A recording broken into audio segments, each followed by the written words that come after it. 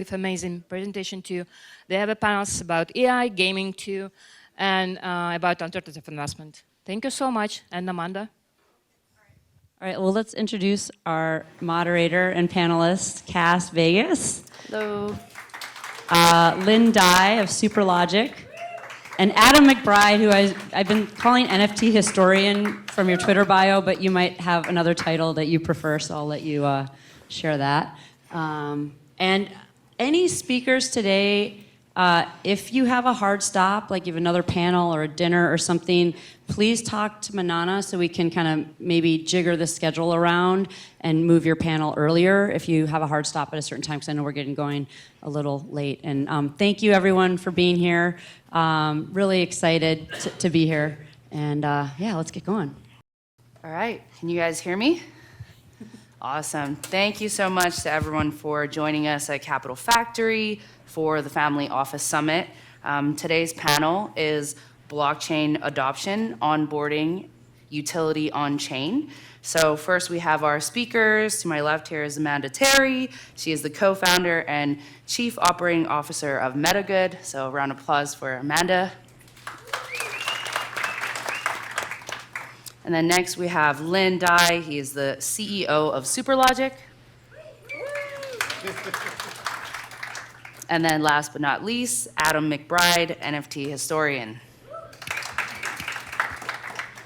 I'm your host today, Cass Vegas, co-founder of Blue Water, and we have a great topic here today. And so I want to kick it off to Amanda first.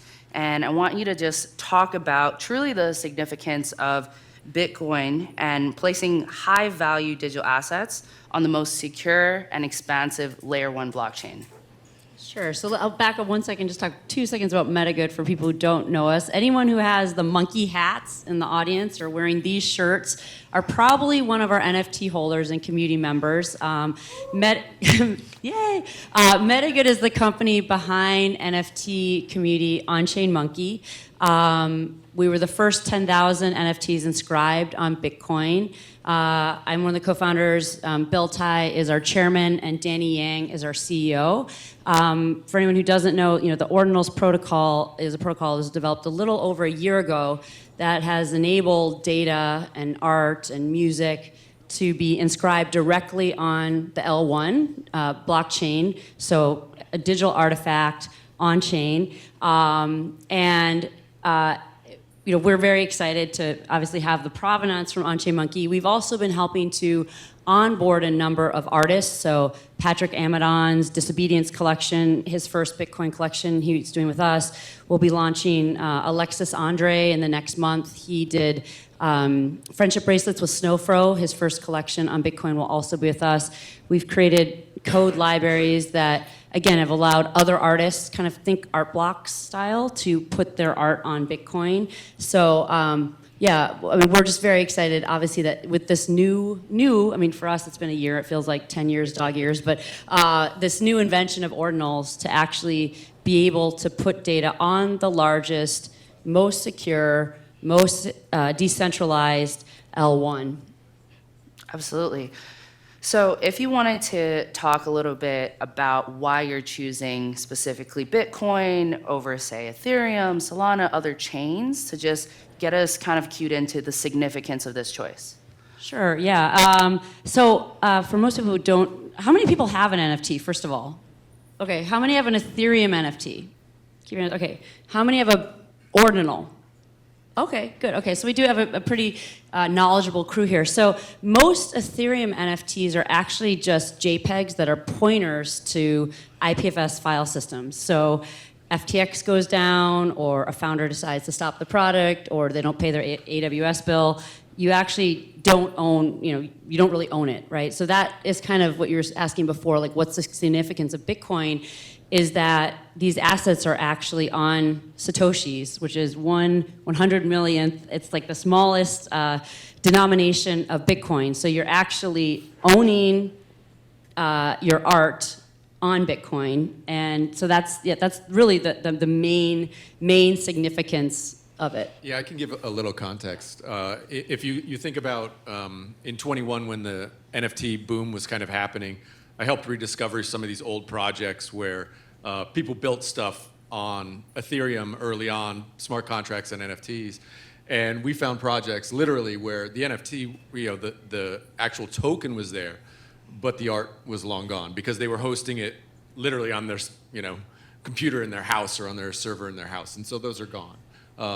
So Bitcoin allows this digital layer, which just has this permanent, which in the digital sphere, we consider the hardest, the most secure digital items on Earth. Yeah, and I think a lot of things have started on Bitcoin and a lot of chains people have explored, but you also see this movement. So if you could talk a little bit about the ecosystem and how it's kind of started to shift back to Bitcoin with Ordinals. Yeah, I think it's far more, that's where it gets into this part where it's far more than Ordinals. What we have is this kind of motion from Ethereum and NFTs and DeFi and all these other things happening on other blockchains. And what I think Ordinals did was unlock this idea that this can all happen on Bitcoin again. Development on Bitcoin basically stopped since 2017, basically died off. The Bitcoin maxis kind of crushed it, said Bitcoin's hard money, that's it. And what Ordinals and Casey did was reopen excitement onto investment and building on Bitcoin again. I think that's been the biggest thing. Yeah, and I want to go to Lynn next because you're also working at the brand level and onboarding brands and companies into the space. And so what's kind of the most important thing that you want to take care of brand safety when it comes into the crypto space? Yeah, so Superlogic works on kind of how to apply blockchain technology in the loyalty vertical specifically, right? Like why we're interested in it is kind of if you think about your loyalty program, your American Airline, American Express, all those programs, there's really only two type of things inside the program. There are the rewards points, which is kind of like a fungible stable coin, and there are all the benefits or products and services you can redeem those rewards points to. It's like a very close, siloed ecosystem, but everything can be like very simply represented by either a fungible token or a non-fungible token, right? So what we thought, like, what is the mass consumer use case? That's something that bring my mom onto blockchain. Like, she's not going to buy a ordinal or like, or like an ape or anything. Even I was like, this has value, like, right? But something that has value to her is if she can go to a grocery store, her like, whatever little keychain thing beeps and can get her 20% off her carrots, and she doesn't have to know that transaction just happened on blockchain. So that's kind of what we've been working on actually since 2018. We signed Warner Music Group as the first client, and then last couple of years it really accelerated. I think brands, especially financial services brands, American Express is our biggest client and also investor. MasterCard is a client. So, but they are all actually understand if they don't actually learn and innovate, they will be kind of like disintermediated, right? Absolutely. So I know we're all familiar with rewards points and things like that. What is maybe the difference between traditional rewards and loyalty and now bringing that to the Web3 sphere? Yeah, so the thing we're really tackling is like, if you just want to run your rewards program within your own ecosystem, a brand's own product, you can kind of do that without Web3.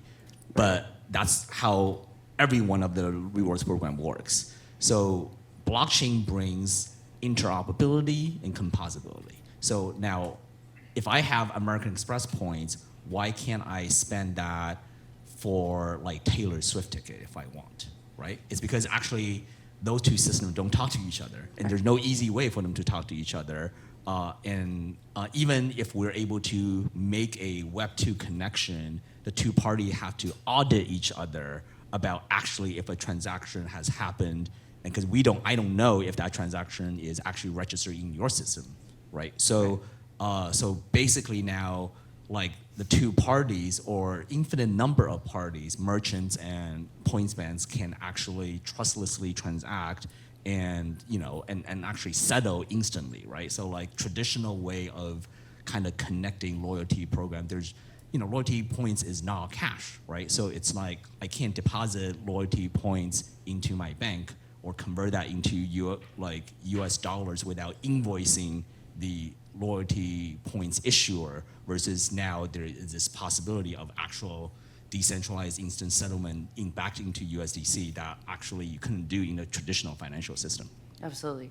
Yeah, I get really excited.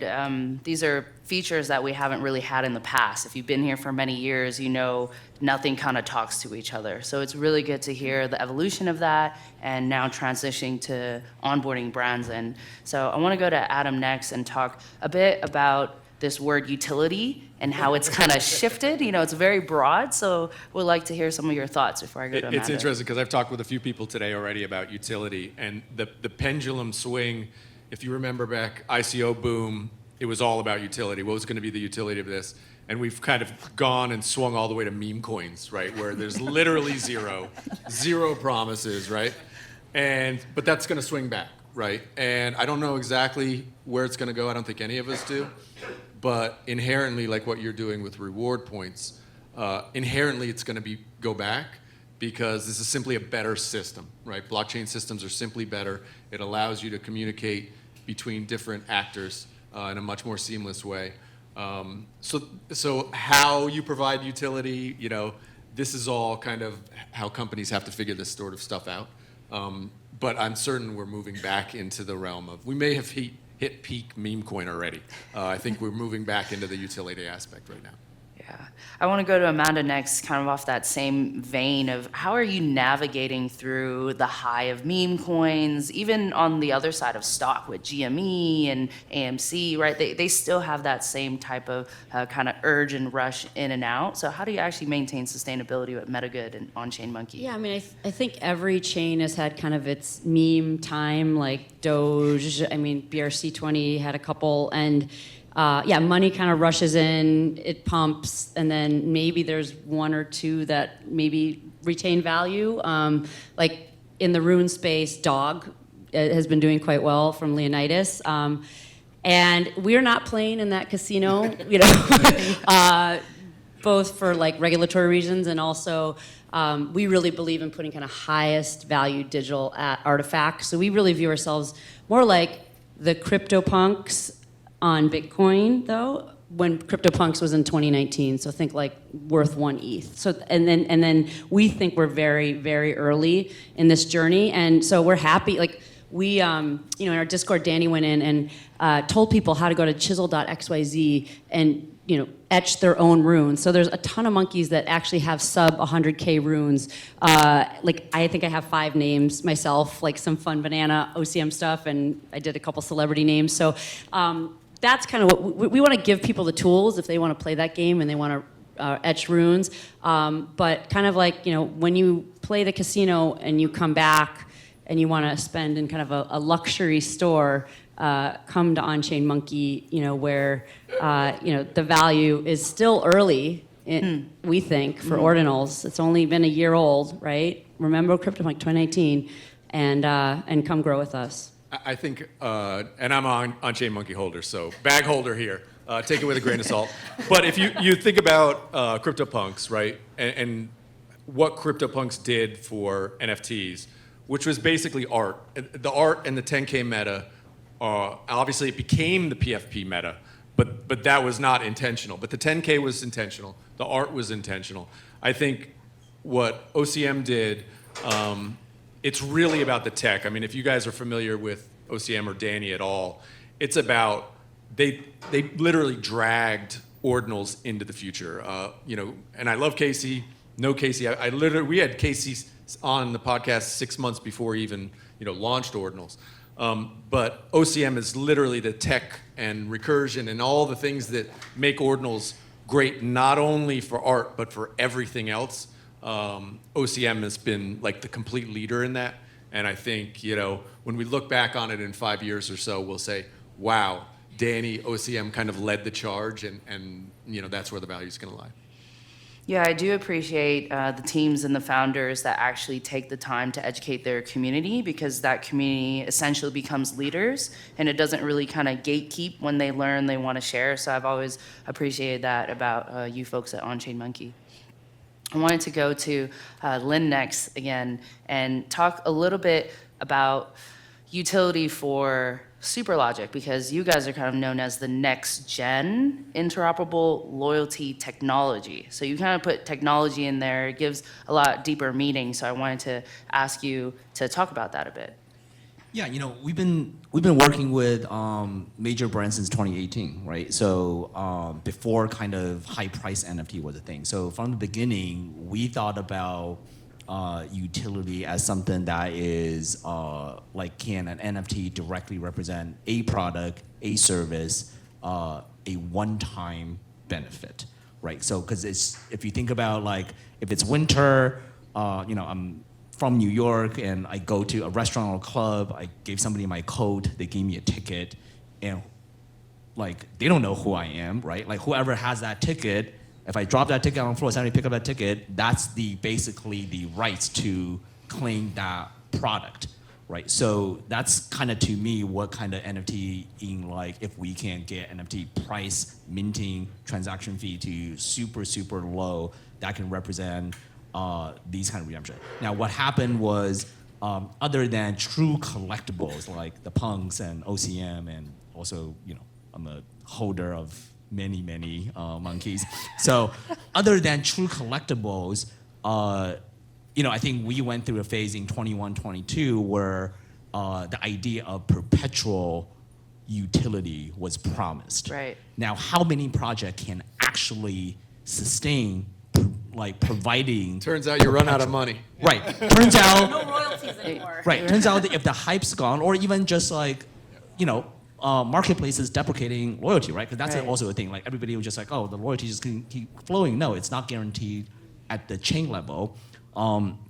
So even, like, major brands made that mistake, right? Everybody Yeah. got into the hype. 2022, I mean, we done a lot of drops, and brands are like, oh, let's just promise, like, forever you can go to, like, blah, blah, blah, like, stadium at our Boxy. Then now they're like, how do we get out of it? I was like, well, you made a promise. It's like even worse, right? It's not a founder that basically, like, now disappeared. It's a major corporation. You can technically is legally liable. Right. You can be sued. So we're basically helping brands and our clients rethink that, right? Don't overpromise. Yes. But, like, what you really want is a community. What you really want is a, like, transparent, more liquid transaction. Encourage your consumer to, like, kind of engage with your product more. A big reason, like, Starbucks shut down their program is, like, it's not a flywheel if you're requiring your customer to pay hundreds of dollars for an NFT that actually has nothing to do with their loyalty to your to drink coffee, right? You're not getting, because I was, the whole time we always thought, like, hey, isn't it weird that you just don't get a free NFT to reward your loyalty for, like, maybe going to Starbucks 30 days in a row, right? Wouldn't that be a better loyalty use case for it? So I think, like Amanda said, there's luxury stores where, like, kind of NFT can represent these, like, very collectible items that doesn't have to have luxury utility at all, right? Like, my wife's Chanel bag, she keeps saying it's a good investment. Because I was like, an investment is something you're willing to sell, right? So, had the same utility as, like, another bag that's for $10, right? So, but, like, the utility is not the thing. It's like the actual product itself, right? Like, it's the bag, the token itself is the product. Versus if you think about utility, I think we need to rethink about how does that just tie into, like, not just a promise of perpetuity, right? So. Yeah, and I think it's shifted over time a lot as well, and learning the mentality that sticks. I think a lot was thrown out there, and now we're learning what's sticking. And I wanted to touch a bit on friction points, learning what you've learned today from the past. What is kind of the friction to re-onboard, Amex back in and MasterCard, and, people with fear of things like that happening? Yeah, I think for the longest time, there was the interface friction. Consumers just don't know how to, like, operate their wallet. Why do I have to remember all these things, and I don't remember my whatever code anymore? How do I access, like, all the things? So there's a lot of interface. I mean, think, like, every protocol now have, like, some kind of account abstraction, and I think we're solving the interface problem much better today. The second problem was just we are terrible as an industry in coming up with acronyms. Like NFT just sounds terrible, and like, why do I need an NFT? NFT got associated mentally by consumers and brands with these high price and potential scammy kind of thing, right? So removing that was like kind of like how we are able, if you go to our website, does not, superlogic.com, not a word about NFT at all, even though that is a very fundamental part of the tech stack. And number three is like kind of like, you know, like brands are not very innovative. They are good at what they do. They're not great at adopting technology, but they're a very herd mentality. So you have to basically sell the benefit, right? So and that benefit is not that you can, and that benefit in 2021 was you can make a press announcement and sound like you're embracing new technology. The benefit today is like very fundamentally to their business, right? Starbucks basically did an evaluation. There is no benefit to it's not driving any more people to drink their coffee, right? So they're like, we're gonna shut down that program. Versus like, hey, like can blockchain transaction reduce like accounting liability, operational complexity of you managing whatever transactions with your loyalty merchants, right? So that's like kind of like a very nerdy, boring use case, but that's like what corporates want, right? If they can actually squeeze out 5% more efficiency, they don't care what technology it runs. So we're kind of in that very, you know, the sexiness is gone, but the real work is just beginning. I think to put it in context a little bit, Starbucks missed the main thing, which you pointed out earlier. They didn't provide or lean into this idea that my Starbucks points are also good here or can be used there, or encouraging other businesses to use the points or anything like that. They didn't encourage any of that. It's basically siloed, could have been held on a Google Sheet, right? It makes no difference. So they didn't lean into the thing that is of the most benefit of blockchain. And the things we're really used to, right? That's right. The loyalty programs. I want to go to Amanda next to talk about almost the opposite side of the spectrum of how do you reach out to kind of the Web 2 world and learn discernment with the types of brands or companies or NGOs you want to specifically work with, coming from Web 3, reaching out to traditional. Yeah, I mean, I'd say in terms of people we're targeting for OnchainMonkey to join, we realize, you know, we have limited marketing resources and time as a company, and so we really do focus on people who are already in Ordinals or, you know, have Ethereum NFTs because, yeah, to your point, my mom is not going to download a Coinbase wallet or MetaMask or Xverse and then transfer from Coinbase to MetaMask and then try to buy something on OpenSea. It's just there's still, to your point of onboarding, there's still a lot of friction. You have to really want to buy an NFT if you're going to do it. It's not super easy. So that's our audience. But I mean, we have done a number of partnerships. You know, during our Karma Mint, we put aside 50% of our mint trading revenues. And we set up a DAO, which we put 2,000 ETH into, which is roughly, you know, $7 million. And we've done a number of different social impact projects. We helped to fund the evacuation of Sharbat Gula from Afghanistan to Italy. We funded the revitalization of coral reefs with a group called Coral Vida out of the Bahamas.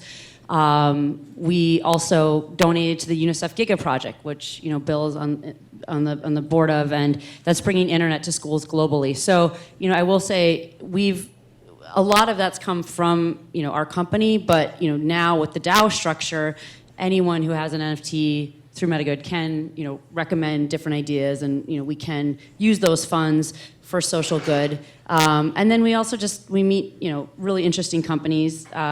You know, Bill's also on the board of Hut 8, the largest digital asset miner in North America. So they actually were our first corporate customer. They bought a bunch of our Karma Monkeys. And when Lynn and I were fortunate to go to Sir Richard Branson's private island for the first Web3 conference, we gave out as like digital swag, basically a collection of monkeys that was kind of sponsored by Hut 8. You know, we're working on other partnerships, but, you know, our main audience are, I would say, Web3 you know, native. Web3 native Ordinals people. We're happy to help people in the process, but, you know kind of on the spectrum of where your audience is and who you're trying to target. Yeah, absolutely. I want to go a little bit further into that and ask about since we have you here, what is coming up for OCM or OnchainMonkey? And then what do you look forward to? So like, what are you currently working on within your community? And then what's you're hoping is next? Yeah, I mean, I think very short term, we just released a trailer video like a week ago for Alexandre. Very well-known generative artist. We've been working with him for about 9 months, so this will be, his largest collection on Bitcoin. So very, very excited about that. We also have 4 roles we're hiring for, if you go to the MetaGood website. So I've been doing a lot of interviews, and thankfully, I think we've got a couple great people that will be starting very soon. So we are growing in this market.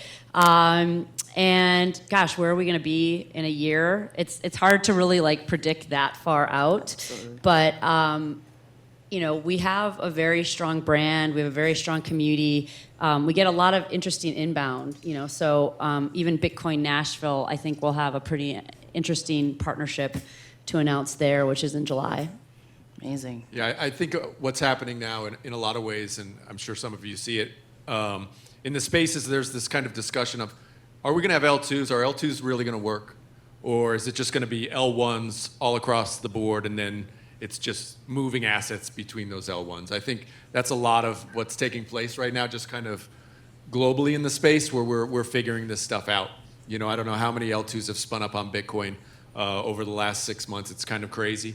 Most will not be here in a couple of years, that's for sure.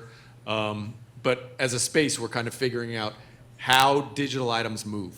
And I think most people in the world have no idea what we're talking about when we say digital items, like literally none. They think that their Google, account is theirs. They think their digital items that they own in Fortnite or Grand Theft Auto are theirs, right? We're in a different realm, and we need to communicate what's actually happening here. The ownership of digital items we're still in the first inning. Like, the world does not understand this yet. So a lot of, I think, what OCM is able to do, this education, putting out what it is very important. Yeah, that was actually my next question about the layer 1 and layer 2. And so I'm going to throw it right back Sure. at you to ask you where you think the direction is going, and maybe what some of your friction that you have when you speak to others about this topic. Sure. Well, my company, Emblem Vault, we're a protocol which allows NFT trading across blockchains. So very involved in this. And we had success in 2021 with people trading rare pepes, which are on Counterparty on Ethereum. And I realized through that experience that people who are Web3 native with digital assets will go and will do anything required, from downloading wallets to doing whatever, if there's a bag of money on the other side. So this is, look at what's happening with L2s right now. How are people going on Blast? Why are they going on Blast? Why are they going on Base? They're going because there's a bag of money on the other side, okay? Is that sustainable? My personal belief is it's not. My personal belief is that L1s that win, like Solana seems like the winner this cycle, because they figured out one thing really, really well, and that thing is working. So my gut says L1s are going to be the way. Could totally be wrong, right? We do need this like frictionless environment, though, and that's what's being built, I think, by a lot of different teams. They're trying to build like a frictionless environment for digital items to move and trade. So that's kind of where I see it right now. Could change in 6 months or so, but that's where I see it right now. No, I like the take. I wanted to go to Lynn next and ask about, for you, right, what is that conversation that's looking like with brands? Sometimes they'll have like a Web3 innovation team, and then all of a sudden that whole department just disappears. And so for your own brand safety, like, how is that working with companies that, like you said, seem innovative one year and the next year they're pulling funding? Yeah, all the Web3 innovation guys are now AI guys. Exactly. So, I think part of this is navigating that ecosystem, right? Like how to add value, right? So certainly Web3 is not the selling point. It's like the actual broadening of the use case. I think part of this is like, it's interesting, we're still kind of very DeFi heavy, right?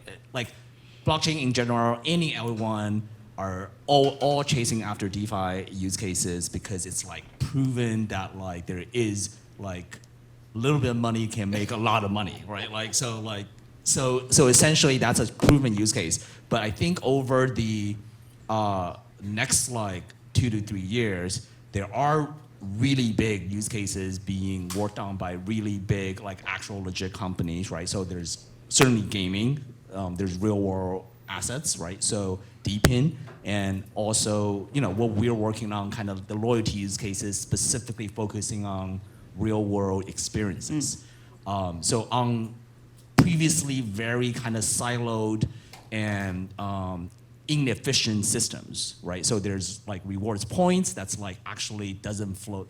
In aggregate, there's about $700 billion worth of rewards points on corporate books right now, but it's like not efficient because it's not connected and doesn't flow anywhere. You can't spend it. You can't like actually do a lot of financial, like you can DeFi loyalty points, right?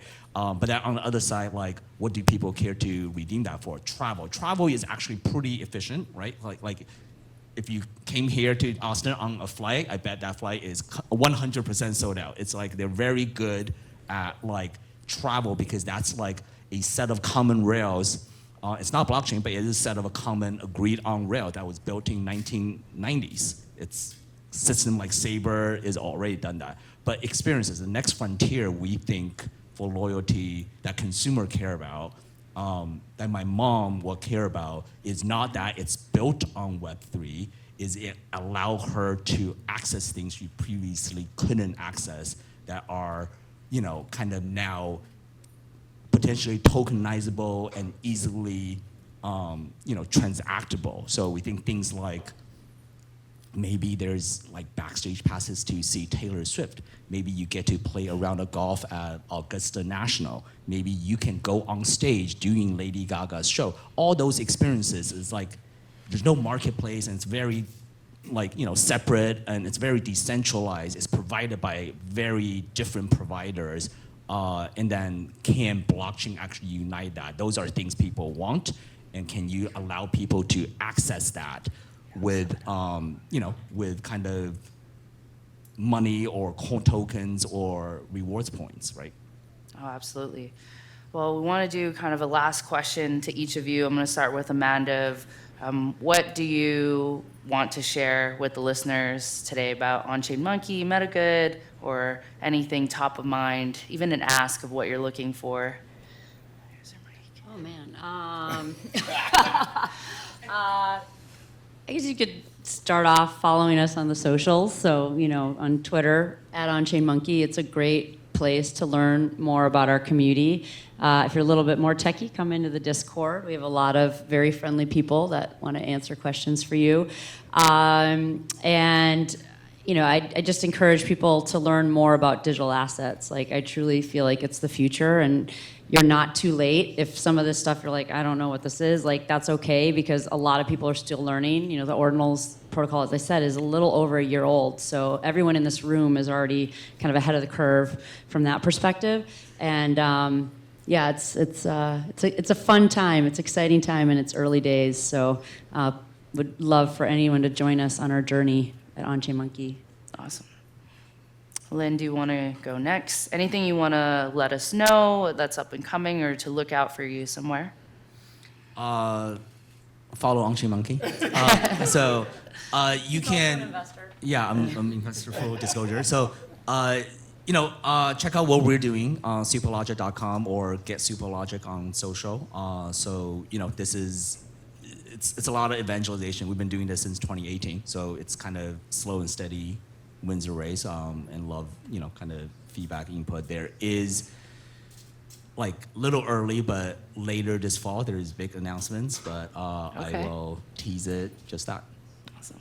Yeah, for me, don't worry about following me, but I would say this, like everybody here, we recognize we're here, right? You guys know about digital items, digital assets, but nobody else in the world does. Nobody gives a crap about it at all, right? But they will. They will. I'm convinced of this. I mean, we've talked about gaming and stuff, but the timing has to be right. It has to be right. And if you look at NFT and crypto history, things like NFTs, when NFTs finally hit in 21, that was like the third time it had been tried, right? You look at Rare Pepes, they happened. There were actually on NFTs on Namecoin blockchain starting in like 2011, right? Who's heard of them, right? Me. I'm the only one, right?